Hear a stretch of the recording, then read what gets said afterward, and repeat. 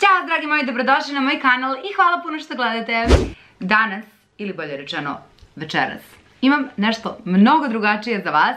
Rekla sam vam da ćemo u ovoj godini što se YouTube videa tiče šarati, pričati na razne teme, imati razne tipove videa.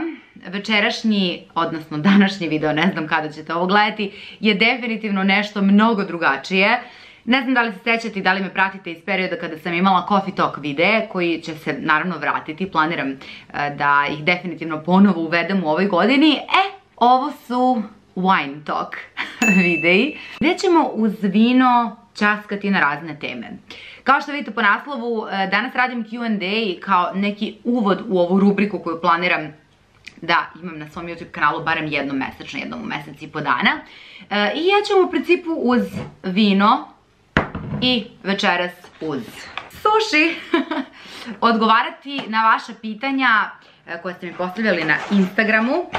Paki će mi verovatno praviti društvo tokom cijelog videa zato što je hrana na stolu. I natočit ću svoje vino iz Lidla koje ću večeras prvi put da probam. Uzela sam još pre jedno mesec dana vino koje se zove Muscatali. Muscatali. Ne znam kako se čita, ali Muscatali, ovo je neko muskatno, poluslatko belo vino. Za one koji možda ne znaju, stvari ne znam da sam vam to ikada i pričala. Ne volim suva vina, ne volim vina koje nemaju barem neku onako slatkastu aromu. I zbog toga sam se opredelila za ovo poluslatko. Tako da, ajde prvo da probamo vince. Što miriše? Miriše tako lepo i voćno. Pa da probamo.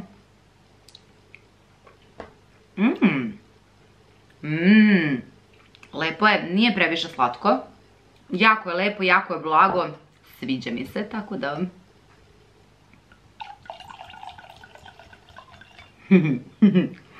Živeli vi meni. Ja inače pijem vino, da sam znala zapravo da ću baš večeras da snimim ovaj video, kupila bih neke lepše čaše za vino, imam ove kafanske, što moj Marko dovlači kući, zato što sve svoje lepe vinske čaše sam porazbijala i uvek vino pijem iz čaša za šampanje, zato što su mi najlepše i tanke su onako. I nikako da kupim neke lepe čaše za vino, tako da za večeras su ovakve, ali nadam se da ću sljedeći put imati neke mnogo lepše. Inače, ja kada pijem belo vino moram malo kisele vode da ubacim, odnosno da sipam, zato što mi je tako pitkije, prosto i jednostavno. Što se sušija tiče, poručujem uvek suši u Go Sushiju, zato što najviše volim ovaj njihov Discover obrok, ali sam poručila tu još neki nigiri. Inače, ja obožavam suši, prvi put kad sam ga probala nije bilo slavno, zato što nisam znala da ga jedem, međutim onda sam kasnije skapirala kako se jede. A zašto obožavam ovaj Discover obrok? Prvo što Go Sushi čini mi se da ima najjeftiniji suši od svih, a super su.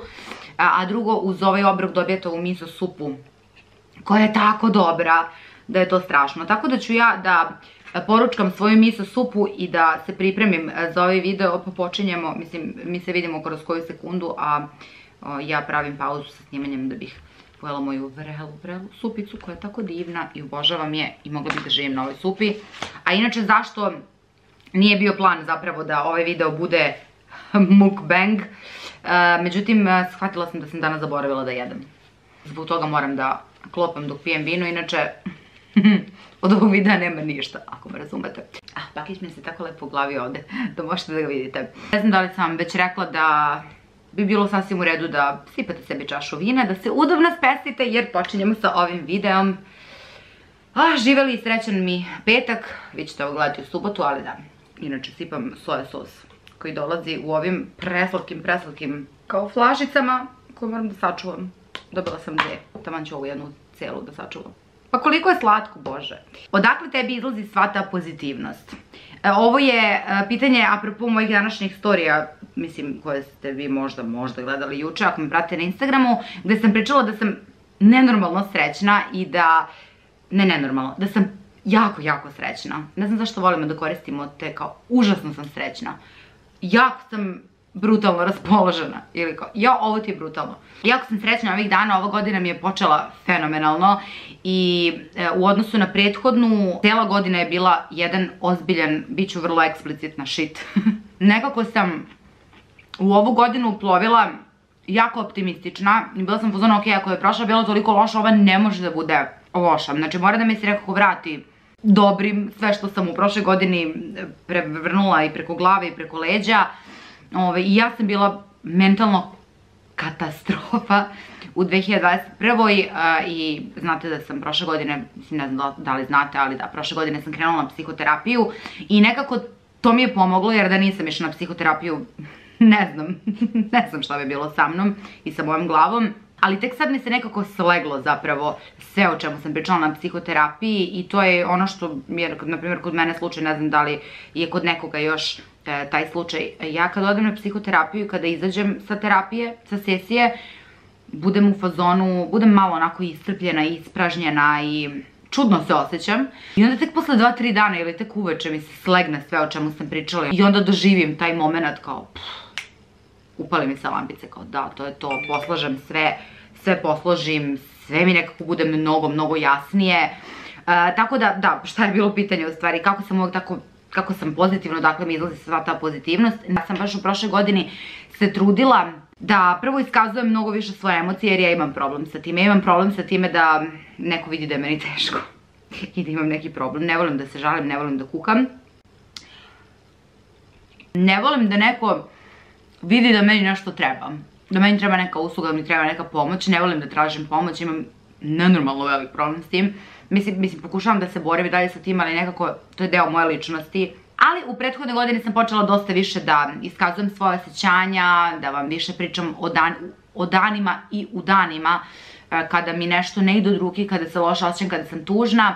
U prvi mah sam bila u fazonu, ma koga bre ovo zanima uopšte što sam ja smorena, kao došli su ljudi tu da se rasterete, da budu raspoloženi, da se nasmeju ako im je nešto zanimljivo ili smešno na mom profilu ili ako im je nešto korisno, da pokupe neku korisnu informaciju, ne da slušaju mene kako kukam, što mi godina bez veze.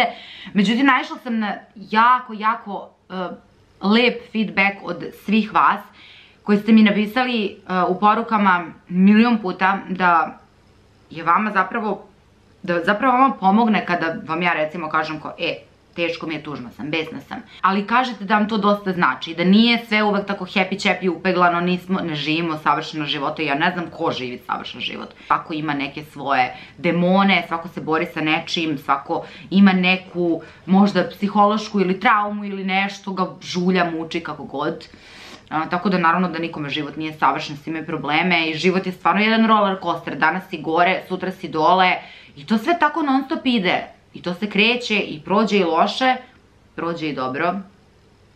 I što pre nekako skontamo da je prosto to život, mislim da nam tako možda bude malo lakše. Ne kažem da nam bude mnogo lakše, ali bude nam malo lakše. Međutim, apropo današnjih tih storija koje sam danas snimila, sam jako srećna. Nekako sam stekla utisak da sam prošle godine mnogo delila onako neku... Mnogo sam delila momente gde sam negativna. I radila sam to vrlo svesno i sa razlogom jer je i meni bilo lakše kada podelim to. I onda sam želela nekako ove godine stvarno da dočaram vama koji me pratite da sam stvarno super, da sam dobro, da se osjećam mentalno bolje nego ikad i fizički i zdravstveno stvarno nekako se vraćam u normalu, vraćam se u onu svoju, u onaj svoj mod, u svoje raspoloženje u kom sam ja inače, jer ja sam inače zaista raspoložena uvek jako srećna, jako sam pozitivna generalno. Imam pozitivno razmišljanje, veliki sam optimista, uvek sam bila optimista čak i u prethodne godine kada sam bila na ivici da izgubim taj sav optimizam. Vraćam se polako sebi. Da, eto, odatle ta pozitivnost, i stvarno mislim nekako ove godine kako mi je počela, stvarno nemam ni jedan jedini razlog da ne budem srećna, nekako mi sve napokon ide od ruke, sve ide polako i mislim da mi je prethodna godina bila jedna ozbiljna lekcija da počnem ponovo mnogo više da cenim. Ne samo ponovo, nego da još više cenim sve ono što imam, sve ono što mi dolazi, sve ono što postignem. Da li će biti još videa šminkanje jednim brendom i potrošeni proizvode na YouTube-u? Zagrcnula sam se, izvinjam. Biće i šminkanje jednim brendom i biće potrošenih proizvoda, čak me čeka jedna puna kesa praznih ambalaža i snimit ću vam taj video, što ja volim da snimam potrošene proizvode, ne znam koliko više ljudi vole da ih gledaju, ali mislim da su nekako korisni, tako da naravno da snimat ću ih. Kako održavaš kilažu? Pa pričala sam o tome, nisam ni na kakvoj dijeti, kao što možete vidjeti. Ja sam na režimu ishrane na kom sam poslednjih, pa od 2020. Međutim, čitava ta situacija celokupno u prošle godini i moje mentalno stanje me je dovelo do toga da posle covida, kad sam imala koronu, posle toga mislim da su se sve moje barijere i svaka moja preostala moždana ćelija i živac koji je ostao dovoljno jak, svi su popucali, svi su popustili i ponovo sam se okrenula hrani i ne mogu da kažem da je to neko emotivno prejedanje, ali prosto nisam imala volje ni za čim, bukvalno sam imala snage i želje samo da sedim u kući i da gledam serije na Netflixu i filmove i da jedem. I da baš mnogo jedem. Pa sam onda malo onako preterala, a to se meni desi u momentu kada ja ni ne primetim. Ja jedem i onda samo se jedno jutro probudim i kao, ok, ujela sam se 6-7 kila kao što se dešava, ali ono što je napredak u odnosu na sve prethodne periode koji su mi se dešavali jeste što sam, zahvaljujući psihoterapiji, uspela tačno da ocenim šta mi je i kada okidač da krenem u prejedanje. Zbog toga sam nekako uspela da, pa nisam baš uspela da iskontrolišem u potpunosti, ali jesam velikim delom, jer da nisam, ne znam šta bi se desilo. I nekako sam sebi dala onako jedan ozbiljan zadatak i rok da imam do 15. januara da vidim šta ću, kako ću sama sa sobom, da raščistim sa sobom u glavi neke stvari. Mnogo sam pričala sa sobom i stvarno od 15. januara evo do dana i dalje, i kao što sam i u prethodnoj cijeloj godini i u onoj 2020. hranim se zdravo, trudim se maksimalno da izbegavam nezdrave stvari, trudim se da izbegavam šećer, da ga smanjim. Sad u ovom periodu ga izbegavam pošto hoću da malo spustim kilažu, ali kada budem bila ponovo na svoj idealnoj, a već se sad osjećam super, onda ću polako onako da imam, da se hranim normalno, kako da vam objasnim. Jer za mene sada normalna hrana i normalna hrana pre 3 godine nikako nije isto. Ljudima je jako veliki okidač, ne znam iz kog razloga, kada ja pričam o dijetama, a meni je još veći okidač kada mi neko kaže da samo izbaci šećer i šećer i testo i kao smršat ćeš i tako to. Nije ovde uopšte više stvar o kilaži, stvar je o generalnom odnosu sa hranom koju sam popravila, pa što se nam trećujemo oko toga. Gde sebe vidiš za nekih 10 godina? Joj bože, ne vidim sebe nigde, ja uopšte, ljudi, nemam taj ono kao, pre sam kad sam bila mlađa, mislila sam kao imam ja neki plan, ja ću ovo, ja ću ono. Život mi je toliko puta pokazao da su ti planovi bukvalno za mene lično ne postoje. Znači sve što sam mislila u životu da će mi se desiti, da će mi se odigravati nekim ritmom koji mi je kao društvo zadavalo, kažem društvo, ne mislim na porodicu. Ja sam odrasla u jednoj jako liberalnom okruženju, odrasla sam sa mamom, mama me vaspitala da živim svoj život po svojim pravilima i da ne slušam apsolutno nikoga. Meni moja mama nikad u životu nije rekla kad ćeš da se udaš, kad ćeš da završiš fakultet, kad ćeš da se zaposliš, kad će dete, kad će mi rodiš unuče, nikad u životu svom. Znači, pustila me da budem ono što jesam, da budem autentična, da budem svoja, ali nekako, znaš, društvo ti nabaci neki pritisak, stalno pitanje kad ćeš da se udaš, pa ako si se razvela, što si se razvela, pa kad će dete. Pričali smo već u mojim videima milion puta na te teme, ja se ježim na ta pitanja, ježim se na te društvene norme koje su nam nametnute, ne znam zašto, kao ako nisi udata do 30. s tom nešto nije u redu, ako si razvedena, a mlada, isto s tobom nešto nije u redu, kako god okreneš nešto sa nama ženama nije u redu. A kad se muškarac razvede, kao, a on je kao razveden je, kao super, znaš. Zašto je to tako, mislim? Pritom ja sam razvedena i uopšte ne doživljam sebe kao razvedenu ženu, kao... Niti sam do duše stvarno nikada i osjetila kod nekoga neku osudu, predrasudu kao što sam razvedena. Uopšte ne. Mada opet, mislim, ljudi, moje društvo u kom se ja krećem, svi su negde, naravno, slični meni, ono, sličan sa sličnom radu. Ja 1000 puta kažem, još što nisam imala te momente ko su da me neko pitao kao, a što si se kao razvela? Ti tragedija što se razvela. 1000 puta ću reći, bolje je dobar razvod nego loš brak. Šta god daje, kakve god da su okolnosti, znam da svako ima neku svoju životnu priču, svako ima neke svoje demone, svako ima neke svoje probleme. Mi to nikad ne možemo da znamo, ali ako ne valja, seci, kraj. A pitanje je bilo gde vidim sebe za 10 godina. Pa vidim sebe za 10 godina kao gospođetinu. Uspešnu u poslu, uspešnu u životu, zdravu pre svega, to mi je jako bitno. Svima nam je to bitno, ali nekako to uvek zaboravimo da spomenemo, ali da vidim sebe kao uspešnu i ostvarenu ženu i za 10 godina, i za 15, i za 20, iza 40. Ne vidim sebe kao, u ovom videu ću baš iskreno pričati i nadam se da ćete razumeti da ja pričam samo iz svog ugla. Ne vidim sebe u nekoj striktnoj trasi. Znam, imaću decu, udaću se, radit ću taj posao, bavit ću se ovim ili onim. Ko zna gde će mene vetar da oduva u narednih 10 godina i šta će meni još sve da padne na pamet, jer mislim da ste i primetili da sam ja vrlo... Nije da sam nestalna, ja sam stalna u odnosima sa ljudima, ali što se poslova tiče i mojih želja i ambicija, one se menjaju non stop. Ja i dalje ne znam šta ću da budem kad porastim, i dalje sebe ne doživljavam kao ozbiljnu ženu od 30 i sad ću 2 godine, 32 godine, i uopšte sebe ne doživljam kao da imam 32 godine, jer u mojoj glavi kada sam bila manja, kao žena od 32 godine je ono, gospođa žena, i kao to, sad kad sam došla u 30 i kada vidim moje drugarice koje su u 30-im, ja i dalje vidim tinejdžerke koji nemaju pojma gde se kopče, šta se dešava i šta im se desilo umeđu vremenu, bukvalno. Tako da nemam nikakav plan, želim samo da budem zdrava, ostvarena u svemu što radim i pa želim da budem uspešna, da. Ali opet mislim da je to 70% do mene, a 30% do sreće. Mnogo veliku ulogu igra sreća, ali naravno džabe ti sreća ako se ne trudiš i ako nećeš tu sreću da zgrabiš, ako me razumete. Koje te osobine kod ljudi najviše odbijaju? Spisak je jako dug. Treba će mi još vina za ovo pitanje.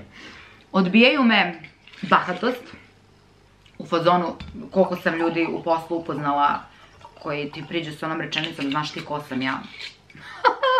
Ja se samo nasmejem. Svaki put kad mi neko priđe sa tom pričom, a prilazili su mi toliko puta u poslu kojem sam se bavila i to je jedan od velikih razloga zašto više nisam želela da pevam. Stalno naletiš na neke znaš ti ko sam ja likove, koji ako ih pogledaš onako kako im ne odgovara, oni krenu da ti demonstriraju silu i ostalo.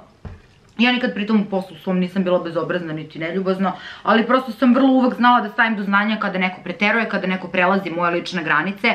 Što se posla tiče, vrlo sam bila odsečna kada sam na radnom mestu, kada sam na svirci, šta su moje lične granice i na koji način ću ih postaviti. Ukoliko neko prelazi te lične granice, ako neko neprijatan prema meni, pa ja ću biti neprijatna prema njemu. Ja uopšte nisam u obavezi da dođem negde i da trpim nečije bubice, bahatost, nevaspitano ponašanje, vređanje, nepoštovanje mene kao čoveka prvo, pa zatim i kao žene, ženske osobe, a svi znamo kako, nažalost, neki određeni procenat ljudi posmatra pevačice, kako god one bilo obučene. Verujte mi, ja sam, najveće neprijatnosti sam doživljavala na svirkama gde sam bila zakopčena do grla.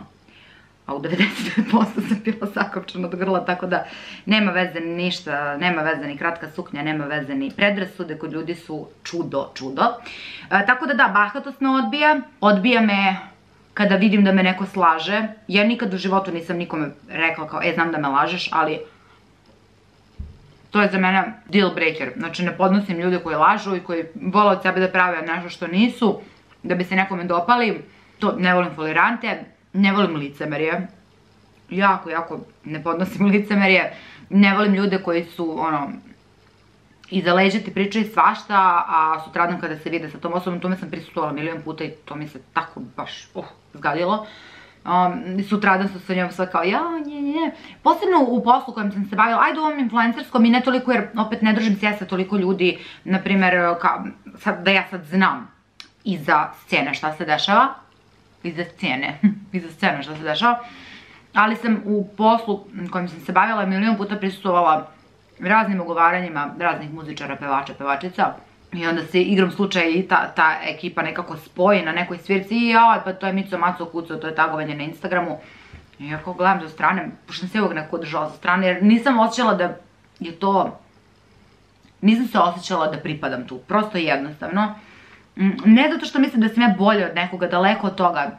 Jednostavno, znate kad se nalazite negde gde vam nije prijatno, a tu treba da provedete mnogo vremena.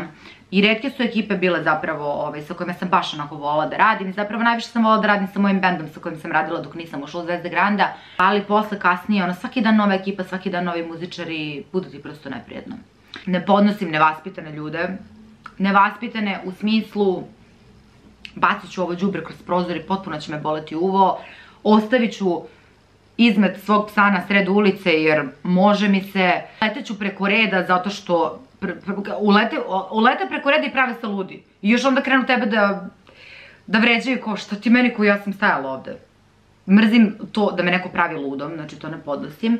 Znači, bahatost, nevaspitanost, da ne umeš da se ponašaš u skladu sa okolinom, u skladu sa društvom, da prosto budeš pristojan, da ne baciš đubre kroz prozor, da ne baciš taj pikavac zapaljeni kroz prozor koji će meni posle da uleti kroz moj prozor u kolima, to mi se desilo ne jednom nego 3 puta. Tako prosto to neko ponašanje kao ja sam baja, znaš ti ko sam ja i to ne podnosim, da. Sada trenutno najviše usrećuje u životu. Joj, pa usrećuje me toliko toga.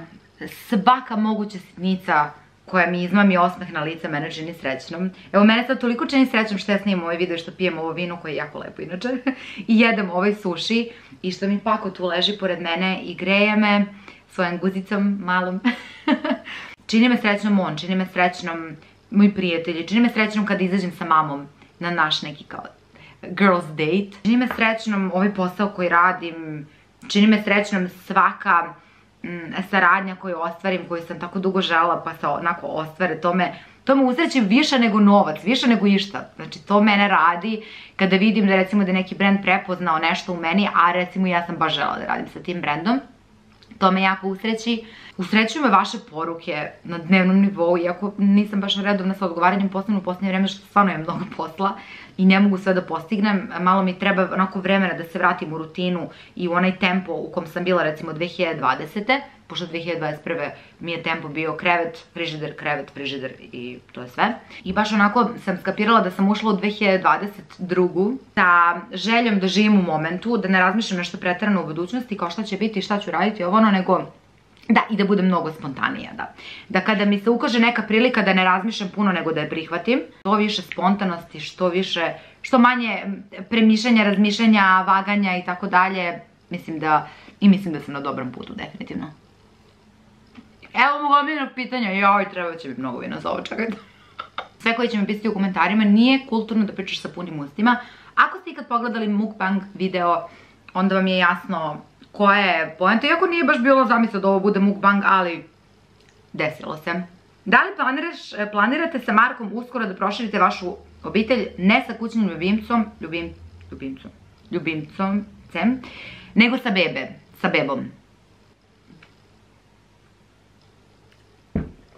Ajmo još jednom svi zajedno. Prestanimo da zavirujemo drugim ženama u reproduktivne organe. Prestanimo da zavirujemo bračnim parovima u njihov emotivni i seksualni život. I zašto to poređenje kao proširiti porodicu sa bebom, a ne sa kućnim ljubimcem? Iskreno da vam bude, Marko i ja već posljednjih nekoliko dana pričamo o tome da želimo još jednog psa. Eto, to je moj odgovor na pitanje. Porediti decu i bebe i ljubimce ne može se poredi. Zašto bi se ošte poredilo?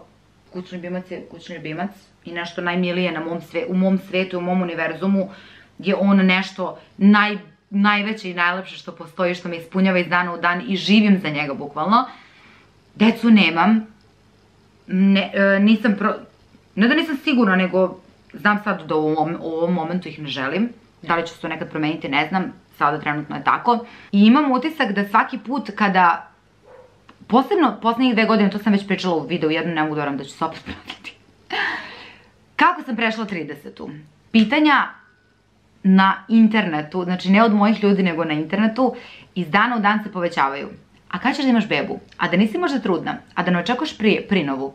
Pre neki dan mi je neka devojka napisala, jao, kao da ti to nisi trudna. Ja sam napisala, ne, samo sam debela. Jer, bukvalno sam taj komentar shvatila tako.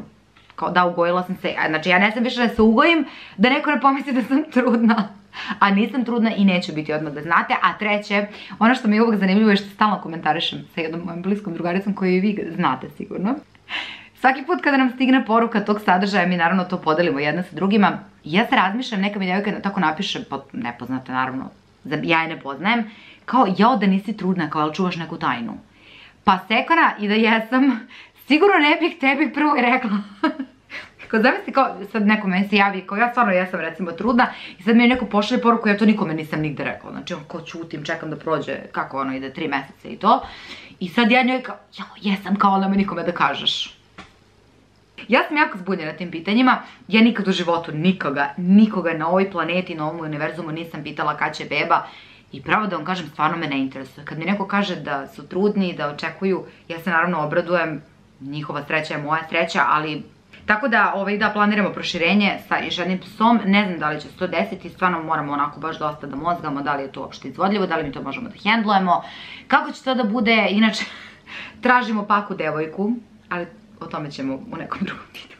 Da li nekad razmišljaš da se preseliš, da živiš u inostranstvu i gde bi to bilo? Nikada u životu više nisam razmišljala da se preselim u inostranstvo nego u 2021. Onda vam je jasno kakva mi je godina bila, pošto ja stvarno volim da živim ovde i ne bih volila nikada da odem iz Srbije. Međutim, da, u prošle godine sam počela o tome ozbiljno da razmišljam. Ozbiljno, ne sad u smislu kao pravim plan da idem preko, ne. Ali sam kao sela i bila u fazonu, kako bi to bilo sad recimo da se Marko i ja preselimo da živimo u inostranstvu. Pritom on ima svoj posao ovde, svoj biznis, znači on je preduzetnik, ja sam preduzetnik, imamo naše poslove ovde, nekad ide, nekad ne ide, to vam je život preduzetnika, nikad ne znaš kako će sutra da bude. Kada znaš kako će sutra da bude, onda si, veruj mi, uspeo. Šta bismo mi tamo mogli da radimo, gde da idemo, iskrena da vam budem. Ja, ako bih imala izbor da probam, ne da se preselim, nego da probam da živim u nekoj drugoj zemlji, to bi bila Amerika. I znam da je kliše, ali New York. Zato što moja duša osjeća da tamo pripada. Možda sam u prošlom životu bila neka ekstra, mega giga fancy Njujorčanka, ili sam možda u prošlom životu bila neki beskućnik u Njujorku, ne znam, ali nešto me jako vuče kada pomislim na jedno mesto gde želim da idem, to je Njujork. Verovatno sam malo otrovana od serija i filmova, ali ja sam ta devojka koja to voli i nemojte da me osuđujete. Tako da jedino mesto gde bih možda mogla da živim je Njujork, posebno sada kad gledam kako se Milana preselila u Njujork, stalno je ispitujem kakav je život tamo i ona je stvarno oduševljena, a ona je u istom fazonu kao ja, po mnogim pitanjima. I ona me nekako hrabruje. Znaš, neki odu tamo pa pričaju kao, ja, ma nije ovdje život tako sjajan, znaš, ovo, ovako, a. Ne, ona kaže, ne, bukvalno je sjajno. I kao baš se bukvalno osjećam kao da pripadam ovde i onda ja imam taj osjećaj kao možda ja baš pripadam tamo, možda tamo može nešto super da mi se desi. Onda opet razmišljam kao ja već imam 30 godine, sad sve treba da počinjem iz početka. Nemam ja snage, zato nemam živaca, srećan sam ovde, ovde su mi prijatelji, ovde mi je porodica. Jedini način na koji bih možda otišla da živim negde baš daleko jeste kad bih mogla da povučem đuture za sobom Marka, Milicu, moju mamu, Bojana i Sofiju, moju Tijanu i tako još neke ljude moje bliske. I da oni sa sobom povedu svoje bliske ljudi i da napravimo čitavu jednu malu komunu. Što apsolutno nije izvodljivo, ali okej.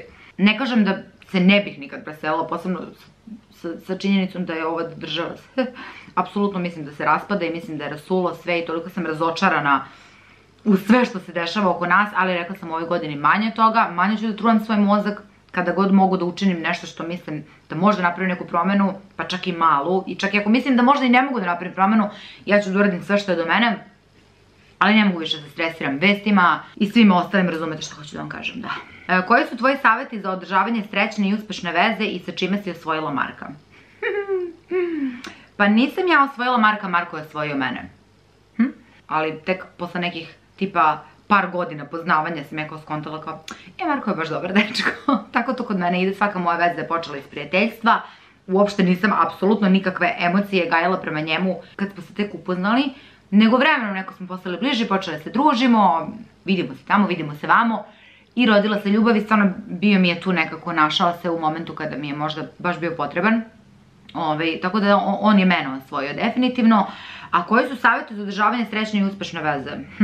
Pa da oboje budete ostvareni u svojim sferama života, da podržavate jedno drugo, da poštujete jedno drugo, izuzetno poštovanje i tolerancija. To je ono što sam ja naučila pored Marka, nisam uvijek bila tako tolerantna. I naravno poverenje. Ja ne bih mogla da budem sa nekim u koga nemam poverenja, ko me laže, ko čini, pa čak i kada se desi nešto loše. Bolje budi muško, priznaj mi, reci mi šta i kako je, nego da ja glumim ono ludu, ljubomornu ženu koja te uhodi, juri, ispituje, smara, davi, pritom ja uopšte nisam ljubomorna. Ja kada osetim da nešto nije kako treba, ja nisam ljubomorna, ja znam da nešto nije kako treba, jer tu me želudac nikad u životu nije prevario i to mi se pokazalo kao istina milijardu puta. Tako da iskrenost, poverenje, poštovanje, kompromisi, ne kompromisi, mrzim tu reč, kompromisi, kao moraš napraviš kompromis da bi bio sa nekim. Ne, treba budeš svoj i da te taj neko voli tako kakav jesi. Ja nisam nikad pravila kompromis, iskreno ću vam biti. Smatram da, okej, postoje neki sitni kompromisi kada živiš sa nekim i kada s nekim deliš život, ono kao, ne znam. On voli da spava na levoj strani, ali i ti voliš da spavaš na levoj strani. Pa tu je ono ko će popustiti, ko će pustiti ovog drugog da mu ustupi, tako nešto da bi neko drugi bio srećen. To su neke sitnice, ali neke krupnije stvari ne smatram da su kompromisi kao idealni, mada opet ja sam dosta liberalna po tom pitanju, ja sam u fazonu ne moraš da budeš ni sa kim, ono, treba da budeš sa nekim zašto si srećan sa nekim, ne treba da budeš sa nekim po svaku cenu da ne bi bio sam, da ti ne bi okolina rekla još što si sam, da, kao šta će ljudi reći ako ja sad, ne znam, raskinem vezu koja traje 15 godina ili brak koji traje 20, treba da živite i da istinski živite svoju sreću i ono što vas čini ispunjenima. Jer verujte mi, kada ste u lošoj vezi, kada ste nesrećni, to povlači milion drugih stvari sa sobom, znam šta vam pričam. Tu dođe do onog momenta kada samo pukneš, kada više ne može da gutaš, kada više ne može da trpiš i da zavaravaš sebe kako je sve okej, da sve guraš pod tepih. I onda samo pukneš i onda dođe do još goreg raskida i to one neuredne raskide gde posle se vuče milion repova, svađa, ružnih reči. Jednom kad se nešto ružno izgovori, dobra ono pesma Nataše Bekvalac, jedna reč što pokvari, 100 ne popravi. To je živa istina, zato mislim da komunikacija, ja imam problem sa komunikacijom inače, ja jako teško govorim šta me smeta, već se u milion slučajeva ćutim. Kao ja sad čekam da će nešto se promeni, neće ništa da se promeni. Dok ne kažeš da ti nešto smeta, niko neće skapirati da ti nešto smeta. Treba jasno i glasno oboje da izrazite svoje potrebe, svoje želje, svoje frustracije na jedan miran, normalan način, sa emocijama, ali bez svađe, bez besa, jer svađe ne vode ničemu. Ja nisam onaj lik koji misli kao, ma kao dobro je posvađati se u vezi s na vreme. Ja i Marko se ne svađamo uopšte. Mi smo se posvađali pa možda 3 puta, od kojih je taj drugi put kada smo se posvađali bio na ivici. Na ivici smo bili da to više ne bude to, međutim izgledali smo. Ništa nije bilo toliko strašno, ali to ono gutaš, pa ti pukne film i onda se svašta nešto desi. Komunikacija je toliko bitna, pričajte sa svojim partnerima. Ako imate partnera sa kojim ne možete pričati, sa kojim možete da nemate, ne nailazite na razumevanje, ne nailazite na feedback, ne nailazite na ok, razumela sam te, šta pričaš i poštujem to što pričaš i pokušat ću i daću sve od sebe da ispoštujem to što želiš, da se potrudim i sa jedne i sa druge strane. Ako nemate to u partneru, žao mi je što moram da vas obavestim, ali mislim da bi bilo dobro da tražite novog partnera. Kaže, nisam kreativna uopšte, ali bi mi mnogo pomogla. Koji od Roxovih spravica je tvoj favorit? Nisam sigurna za nazive, ali mi se dopada onaj mini za masažu, čini mi se Nu Face i onaj za oksigenaciju. Nu mini je napisala, ali na Nu Face misliš.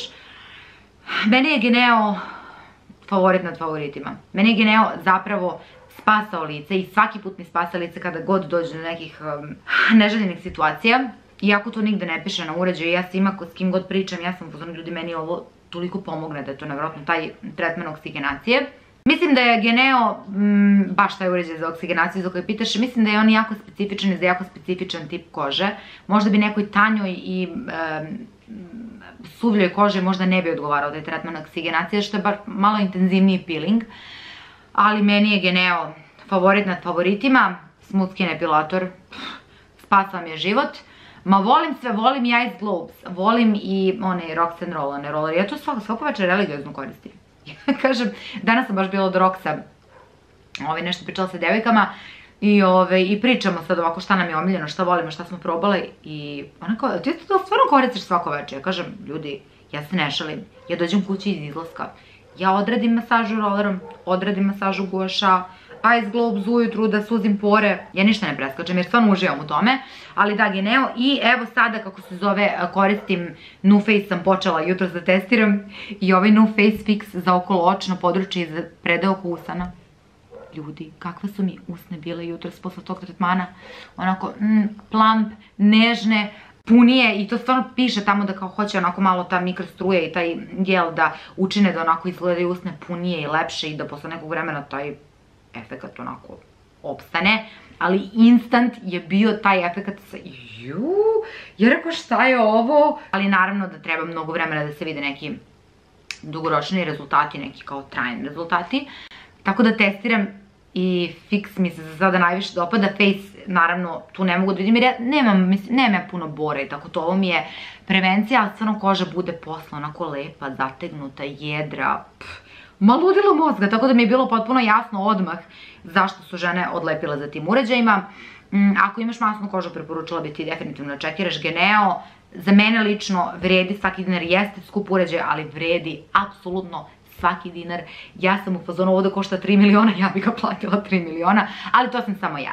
Tu se ograđujem, moja koža je takva da meni taj tretman oksiganacije jako prije. Kad ćeš praviti neki live gde nam pevaš? Pevaj nam. Razmišljala sam o tome da se dogovorim sa mojim klavijaturistom sa kojim sam ranije radila, ako bude hteo i ako bude ikad slobodan, da radi to gratis, naravno, pošto ne mogu da ga platim. Šalim se. Vi ćete mu davati bakšiš preko onog GoFundMe, da organizujem možda neko veče, neko muzičko veče, međutim još nisam 100% sigurna koliko sam i dalje spremna da uzmem mikrofon. Baš me lepo ovako što ne moram da se opterećujem oko pevanja i to. Meni pevanje postalo opterećenje. Nažalost, ali tako je. Moram da probam, ovo je neki čudan suši, neki novi. Neki hrskavi suši, sad ćemo da imamo kakav je.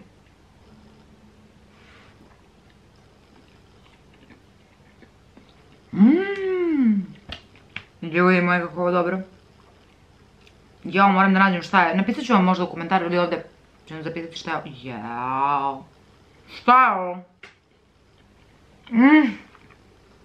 Znači Go Sushi Kida. Ali ovo je neki hrskavi semen. Losos. Jao, bože. A što se slaže služi s ovim vinom.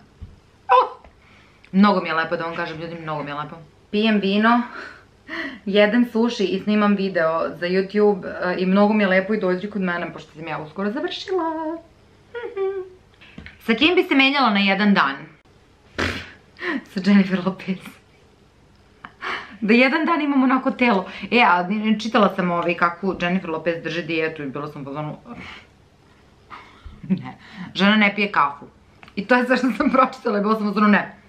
Verujte mi, znači, ne postoji ta figura i to želja za takvim izgledom da ja prestanem da pijem kafu. Ili vino. Ne, ja sam hedonista, što mislim da možete vidjeti. I da, naravno da mogu da se skontrolišem jer znam koliko se dobro osjećam kada se hranim zdravo i dobro.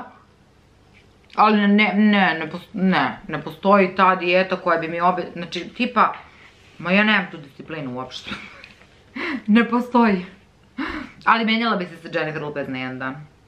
Ja mislim da je njen život baš super i sviđa mi se kako ona razmišlja. Možda se ne bih menjala sa njom, ali bih voljela da sedem da popijem kafu sa njom onako drugarski, da čujem njen, da oslušnem njen mozak, da čujem taj mindset od koga ona polazi, pošto mi deluje kao da je ona jako disciplinovana, jako fokusirana na cilj, jako zna šta želi, a opet je nekako pristupačna i topla i otvorena i nekako imam utisak da je car. Da je car od žena, da uopšte nije neka diva, da uopšte nije u fazonu, ja sam tako bitna, volite me, mada opet možda je to i utisak zbog filmova njenih koje gledam, pošto ja jako volim romantične komedije gdje glumi J.Lo. Gledali smo sinoć, rekla sam Marry Me, ti si taj na srpsku, tako su ga preveli. Što mi je bilo i logično, zato što Marry Me kao oženi me mi je malo 5 zanimljivih stvari koje ne znamo o Dejani. Pa mislim da sam ovo već spominjala, ali sad ću iz glave onako da smislim, ne da smislim nego da vam kažem 5 stvari.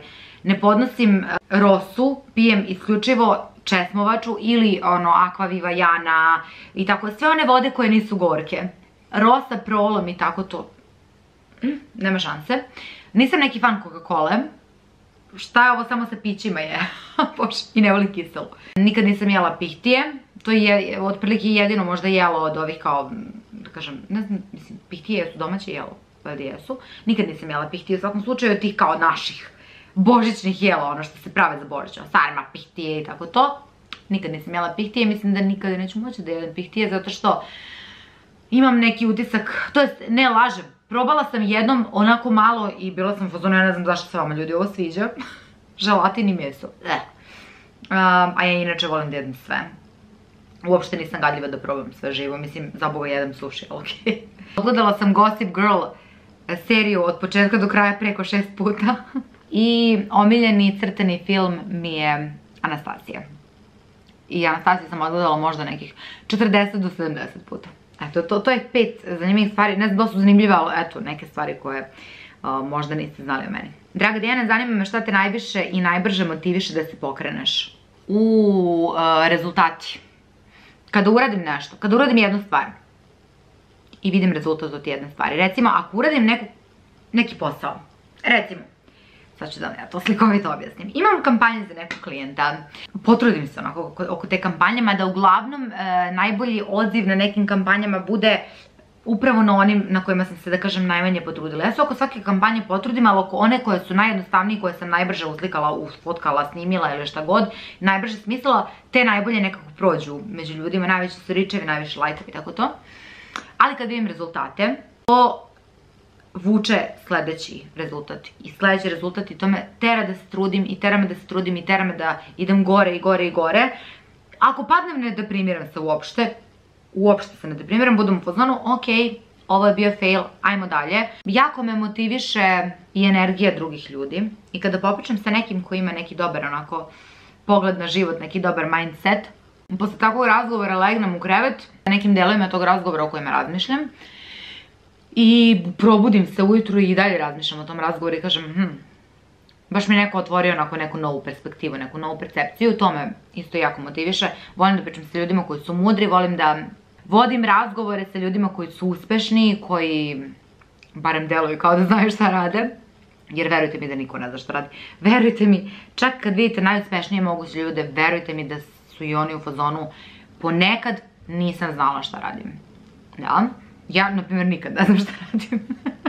Ali se nekako provlačim kroz život i kao, okej, to je moj fazon koji furam i ne odustajem od njega.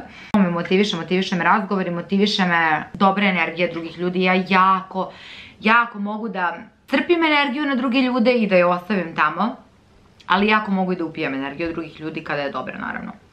Negativnu energiju odbija se od mene sama. Ne da ja neću da je prihvatim, nego ja stojim, meni neko nešto priča negativno, to samo ovako boing od mene. Majke mi vam kažem, jer da nije tako, to je verovatno neki moj odbrambeni mehanizam, jer da nije tako, verovatno bih do sada završila ko zna gde. Šta misliš o prirodnoj kozmetici, da li je koristiš? Ne mislim ništa, ja o proizvodu mislim da li mi radi ili mi ne radi. Nisam pobornik prirodne kozmetike kao da gledam samo prirodno. Iskreno da vam budem, ja sam u fazonu daj mi hemije, ja u to verujem. Nisam pobornik onoga kao joj samo prirodno, to je najbolje, bit će bolje, ne. Da li je teško živjeti sa muškarcem i kako si se navikla na život sa muškarcem? Pita jedna ista devojka. I da li se ti to spremaš za neki zajednički život sa muškarcem? Pa nemam pojma, mislim, ja volim da živim sa muškarcem. Mislim, volim. Nemam problem. Što se nekih stvari tiče, ja sam ponekad više muškarac nego muškarac s kojima sam živala. Ja nisam ona žena koja histeriše zato što su ostale prljave čarape na podu, jer ih ostavim i ja neretko. Više njega možda to nervira kod mene nego mene kod njega, a on radi istu stvar. On je malo...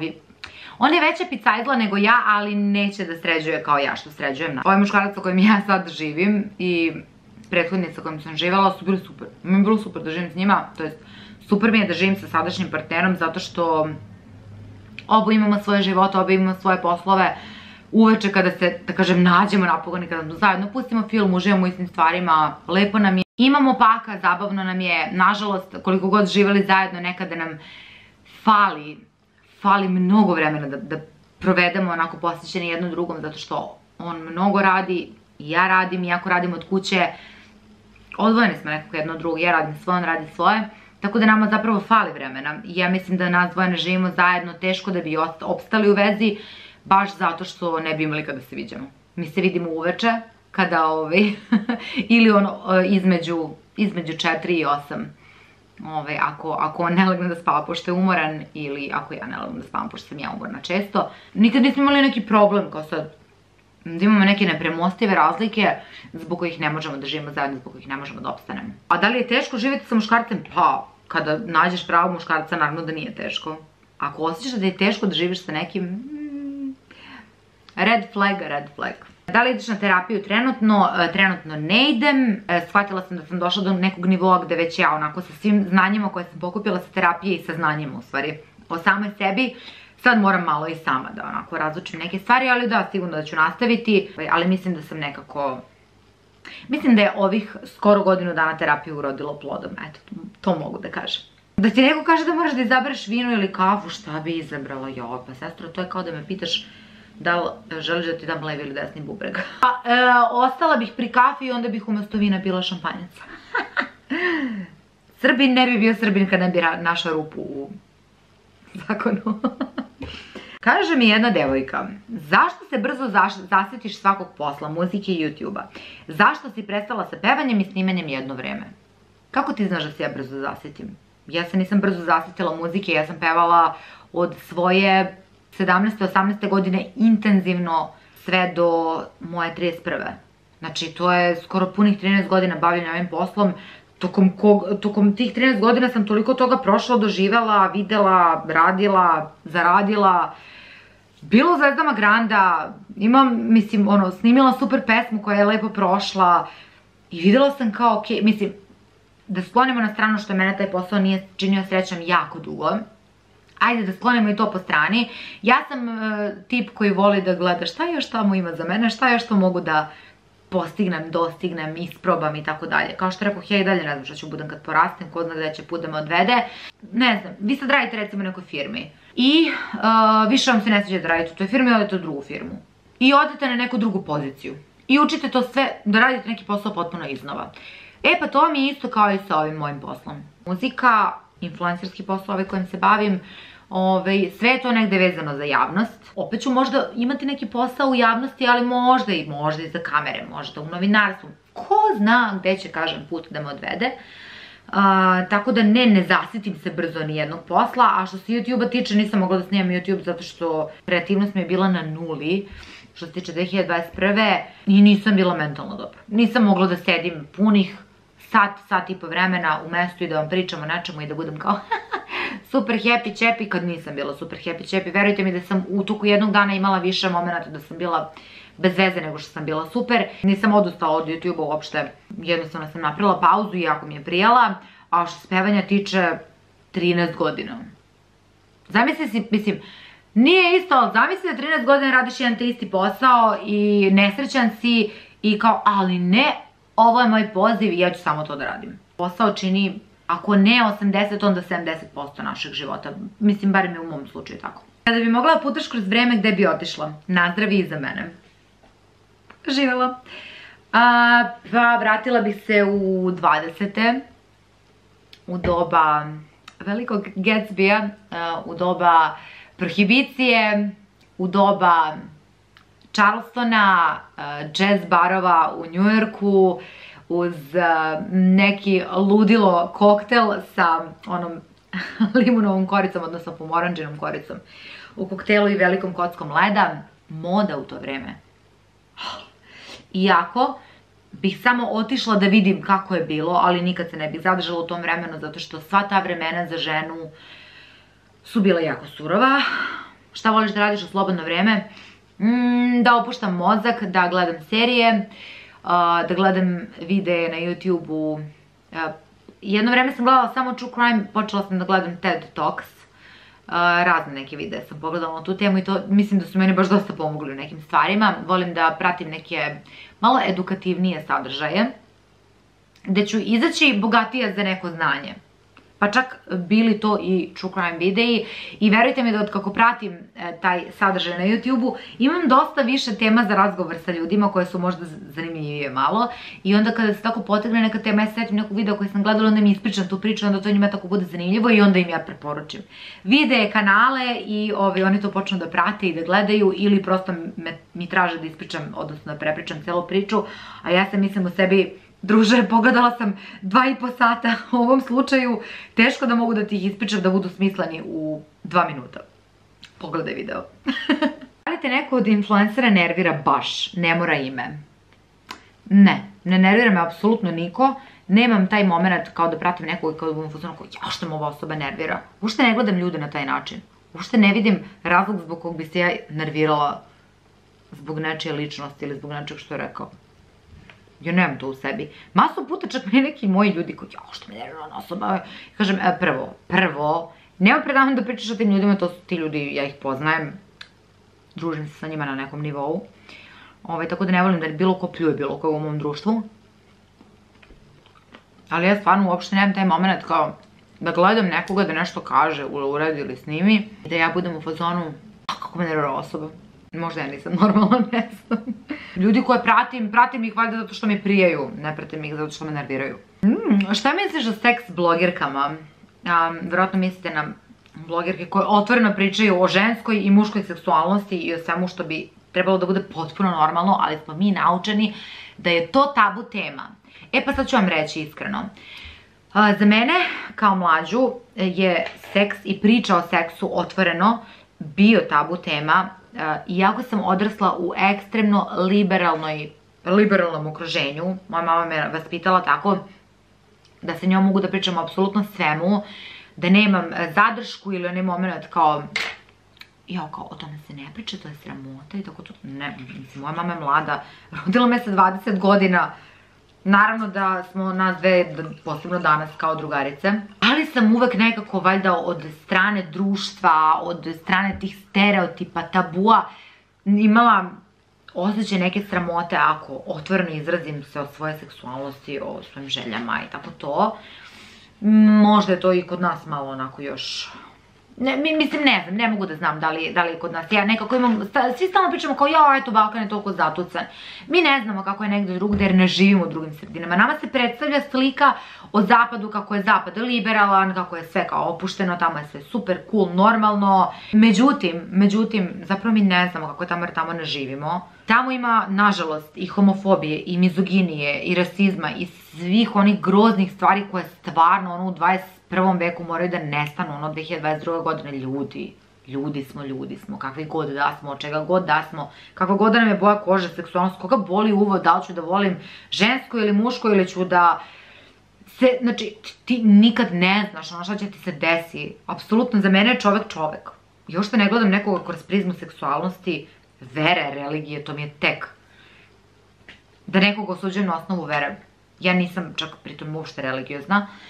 Ja sam u fazonu, ja verujem u nešto svoje, verujem u sebe, verujem u neki univerzum koji me ono kao pogleda s vremena na vreme i kaže bit će sve okej. Sam pojam kao, ja sam ove vere, ti si one vere, ona je neke treće vere i svako veruje u nešto drugo, ali u nešto veruje, okej, ali da se delimo po tome.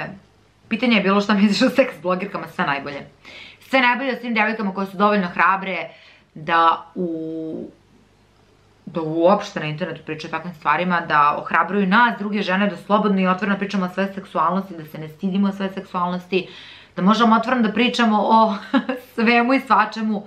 Mislim da su one toliko bile potrebne. Ja, na primjer, ne bih imala hrabrosti za to. Međutim, kada njih slušam kako one o tome pričaju kao da je to stvarno dobar dan i jedna potpuno normalna tema, što jeste zapravo, i ja sam se mnogo oslobodila i meni je mnogo lakše i slušam iskustvo drugih žena koje dele neke iste probleme o kojima smo možda ranije manje pričale, jer ti imaš neki svoj određeni krug žena i pričaš sa njima o nekim stvarima. Neki kažu svašta, neki ne kažu ništa. Ja sam malo zatvorenija po tom pitanju, jer opet kažem, ne znam zašto me društvo usadilo tu barijeru.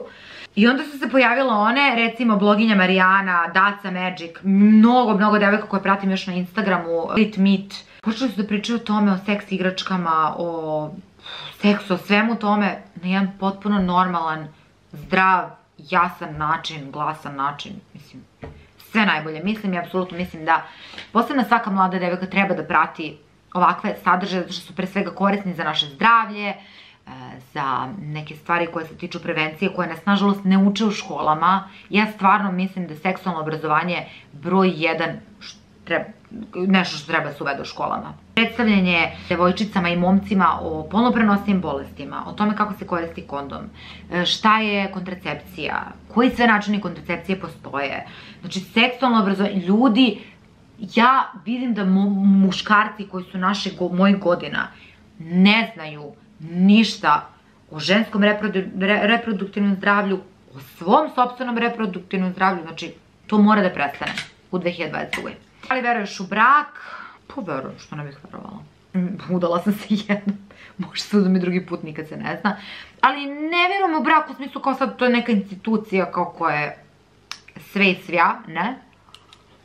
Ovo što ja imam sa svojim partnerom ja mogu nazvati brakom, iako ga mi nismo potpisali, stavili prstenje i tako to, mi živimo zajedno, delimo život, delimo financije, delimo sve, delimo psa.